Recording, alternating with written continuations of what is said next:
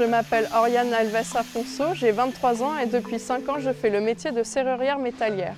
Quand j'avais 15 ans, j'étais en 3e, j'ai eu l'occasion de faire un stage avec un ferronnier d'art. Ce premier contact avec la matière m'a beaucoup plu, voir le métal en fusion, le façonner, créer des objets, c'est quelque chose qui m'a assez fascinée.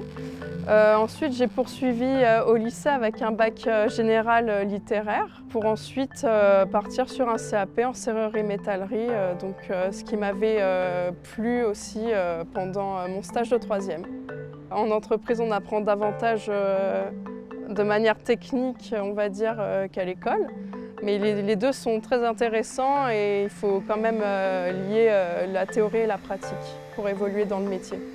J'ai eu mon CAP, ensuite je suis partie 1 an sur le Tour de France avec les Compagnons du Devoir, toujours en serrurerie-métallerie. Je suis partie en Bourgogne-Franche-Comté, à Auxerre et à Dijon, où j'ai pu faire pareil des portes, des portails, plutôt pour des chantiers pour des particuliers. Je suis revenue en Île-de-France après ça pour passer mon brevet professionnel. Donc cette année, je me forme à la conduite de travaux avec un DUST. Je suis affectée à un chantier sur la réhabilitation d'un bâtiment rue Saint-Lazare et j'aurai une quinzaine d'hommes sous ma responsabilité. C'est sexy comme métier parce que c'est de la création, c'est donner vie à des objets et à de la matière. Entendre le bruit du marteau sur l'enclume, c'est un son qui me plaît. On forge en rythme, puis petit à petit on voit l'objet s'animer un peu en quelque sorte et c'est très intéressant. On peut aussi bien faire une porte qu'une table basse ou une chaise. C'est ça qui est formidable dans notre métier, c'est que la branche est assez vaste en fait. En entrant dans ces métiers-là, je savais que je serais entourée principalement d'hommes. J'ai pas croisé énormément de femmes tout au long de ma carrière. Souvent, à l'école, on était 1 ou 2. Mais c'est un milieu qui ne me fait pas peur.